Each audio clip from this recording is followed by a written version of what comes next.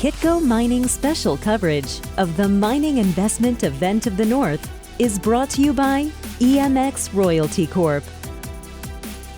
As gold hovers near all-time highs, our next guest says investors might want to consider silver as an asymmetrical investment opportunity.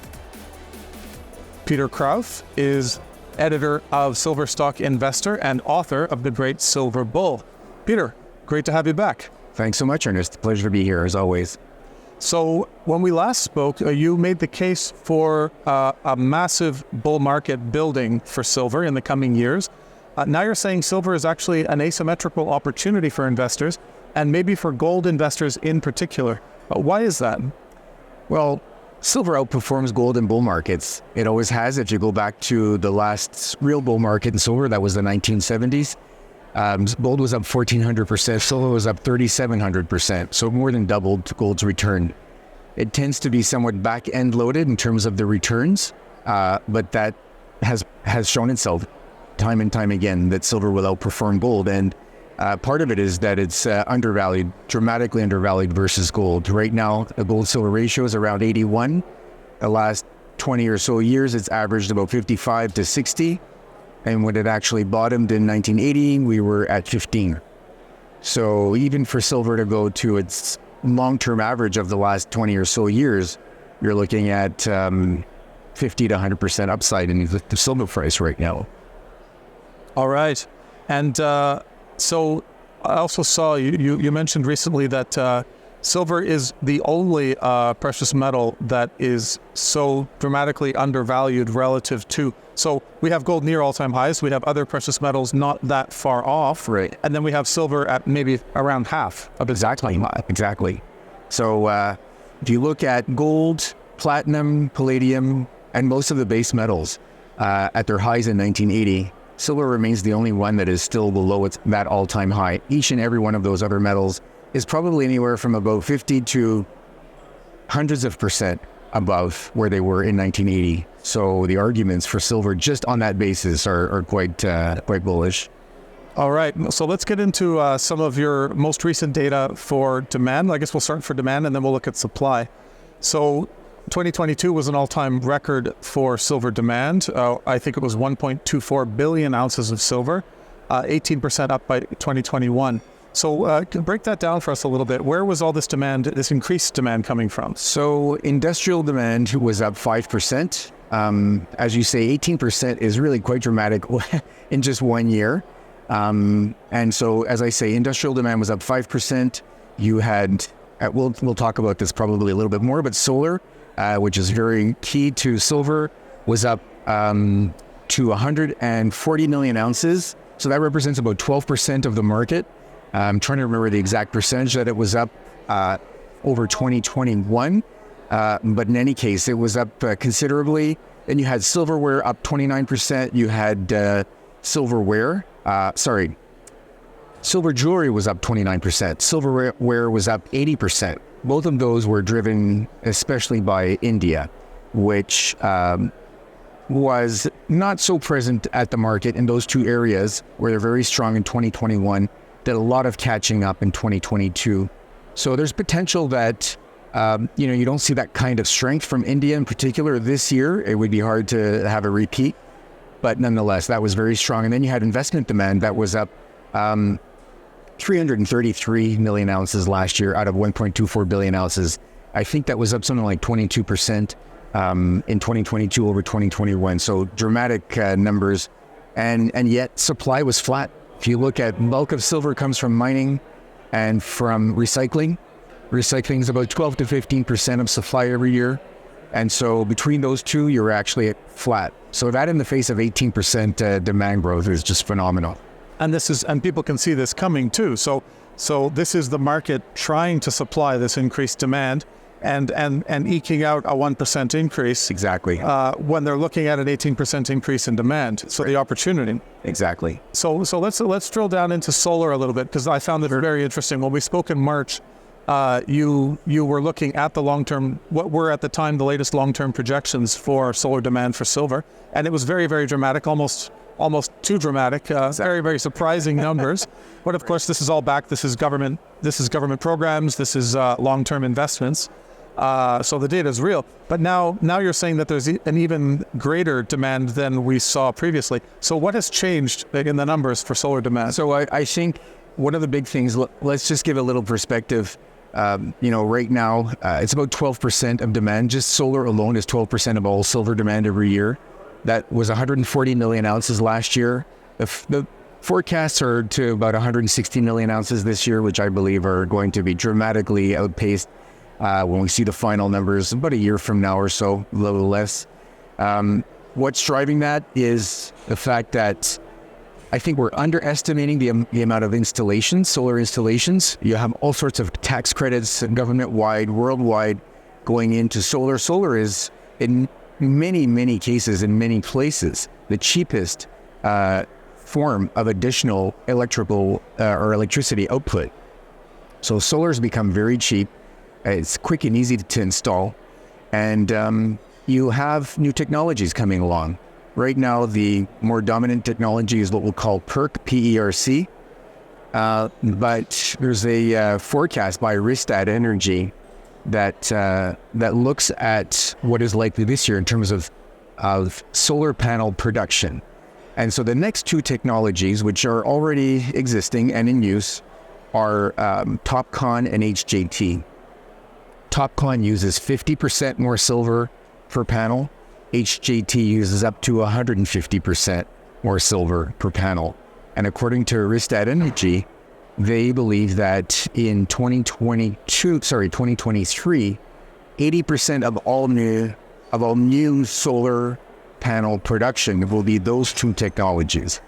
So that, and there's also a recent forecast by Bloomberg where they think that, and China dominates this market worldwide in terms of materials, in terms of capacity to produce the panels. They're at about 80% of the worldwide production capacity, and installations are very high in China as well and growing quickly. And Bloomberg believes that they will have, in 2023, China will install 3 times as much solar power as they did in 2021. So these are just tremendous numbers that are coming at us. I think that by the time we get to, a year from now and we see what the 2023 numbers turn out to be, I think that demand from solar, I think 160 million ounces is going to really look very, very conservative. It's probably going to be closer to 180 or 200 million ounces. I think that's how it's going to play out. And that is just not being factored in by investors. Okay, so the latest, if I remember correctly, you had a projection that was between now and 2030. You had a very dramatic increase, and 2030 was the date. Based on these two new technologies, based on the fact that we can't really quantify in advance how much small-scale solar installation is being done. You have individual level, household level tax credits and government programs to incentivize small-scale installation. All this we will only find out after the fact. Exactly. But what's your conservative estimate? How much do we need to increase that projection, that 2030 projection, based on what you're telling us? In terms of output? In terms of demand from the solar industry? Oh my goodness, that's a long way out. I mean, if we're at, I'll give you. Well, you said that this year, yes, the production will be most of the production will be these two new technologies. Exactly. So just this year, how far off are we on our expectations? Sorry, but most of the new production. Exactly, new production. So the manufacturing of new panels. Exactly. So in other words, as manufacturers bring in capacity to produce sort of additional capacity. So it's new production. So when they're investing in new machines, exactly, they're going to be investing. 80% of this new capacity will be these two new technologies, which require 50 to 150% more silver. So I mean, it's easy. I'm not saying that we shouldn't get carried away, because honestly, when you look at what this looks like, it really is tremendous. It's very bullish. It is only fair to look at the numbers in perspective. Despite that, I mean, I'll give you another sort of way to look at it. The International Energy Agency projects that between 2021 and 2030, we're going to produce 7 times more energy, electricity from solar, 7 times 2021 levels by 2030. The annual growth on that is a 25% high-end growth. So that doesn't even account for the new technologies. It's just the output of energy from solar. So, I mean, if I had to venture a guess in terms of how much silver that's going to require, it would not surprise me if it required half to three quarters of all of the silver supply every year. A 22% year over or 25% year over year increase over the next 8 years. Exactly. That's enormous. It is enormous. All right. So let's, so we have this incredible demand, Great. Not just solar, but definitely solar as well. Exactly. So let's look at the supply side. So you said that the supply side on the mining side, it's been falling on balance since 2015. So we had 18% increase in demand just last year, and that looks like it's going to be increasing at an increasing rate. Exactly. We were up 1%. So what's going on here? So miners are struggling to find silver and to get it out, obviously, out of the ground. Obviously, the weaker price is not encouraging more silver production. I'd say that the all-in sustaining cost to produce an ounce of silver is probably around $18 to $20 an ounce. Margins at $24 or $23 are okay, but there's not a huge incentive to go out and find silver and produce it. It takes 10 to 15 years to go from finding an economic deposit to getting the silver out of the ground. It's just it's a tough metal, and then it's very particular when you compare it to many other metals in the sense that less than 30% of it comes from primary silver mines. So, more than 70% of silver depends on producing gold, lead, zinc, and copper. So the supply of silver coming to market is very much dependent on the production of these other metals. And depending on the temperament of the market, the amount of these metals coming to market will vary. You have all sorts of demand issues. You have geopolitical issues. You have permitting issues. You have financing issues. I mean, there are a lot of obstacles. Obviously, we have to overcome them. We will, to some extent, overcome them, but the balance is going to come from price.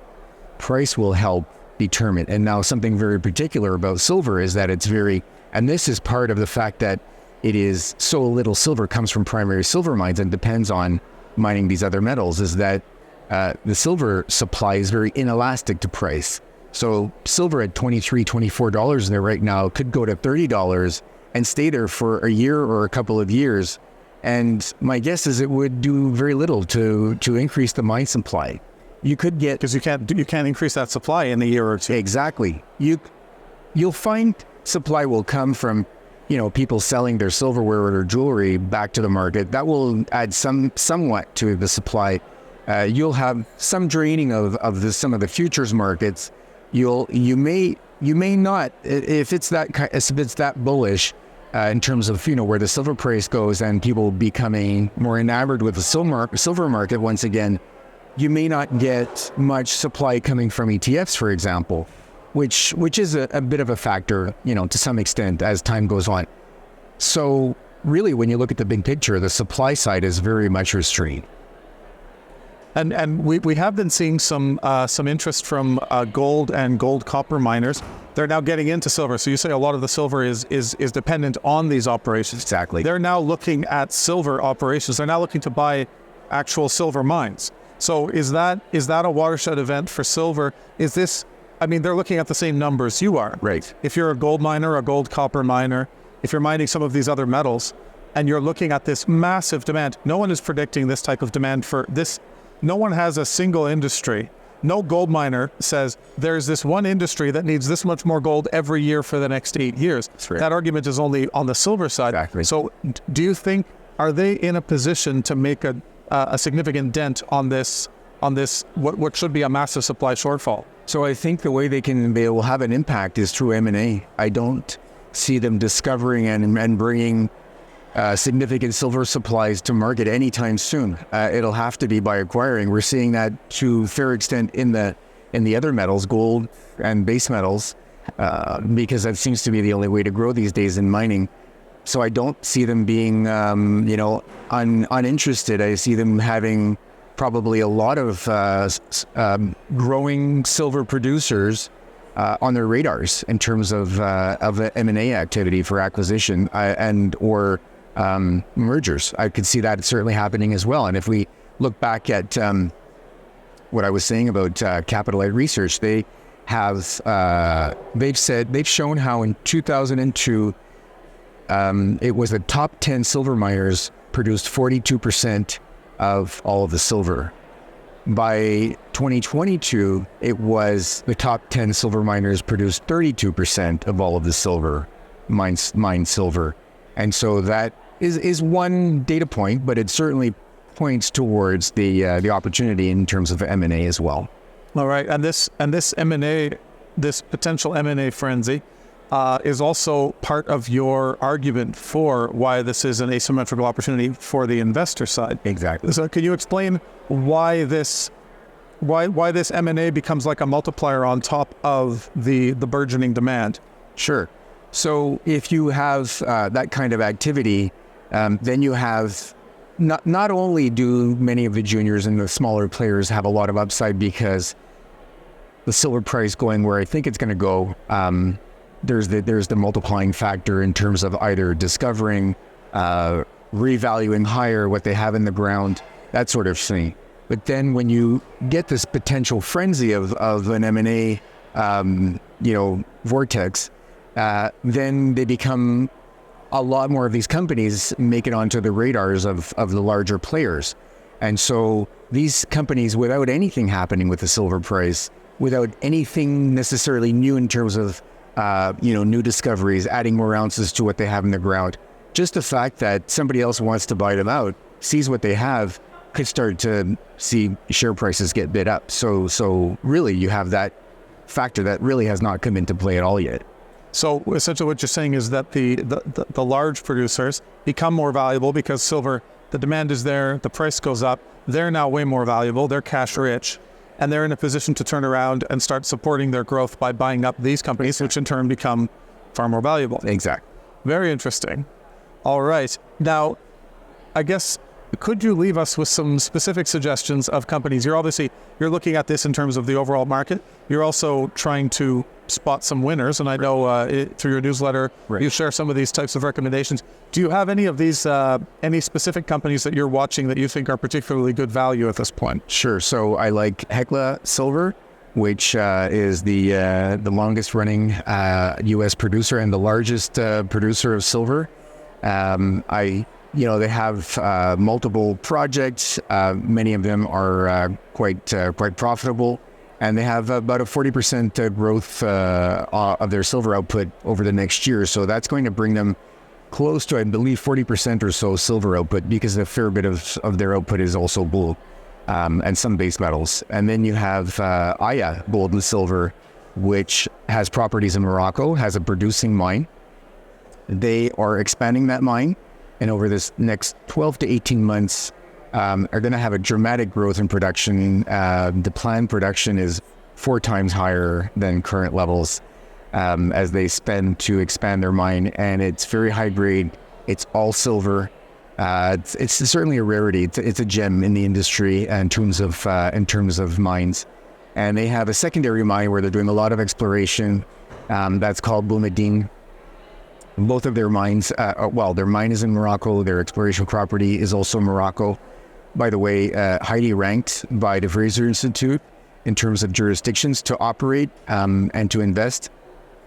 But Aya really has a very strong growth profile. I believe both of those companies are underappreciated and underpriced. And so these are great places to start because they're higher market cap. They're both producing, and so they're relatively lower risk. And as I say, again, undervalued. All right. Well, thank you so much for joining us today, Peter. You've always got fascinating new info for us, which is really, really great. Thanks so much, Ernest. Appreciate it. I'm Ernest Hoffman for Kitco Mining. Keep it here for more coverage from Quebec City, and don't forget to subscribe. Kitco Mining's special coverage of the Mining Investment Event of the North is brought to you by EMX Royalty Corp.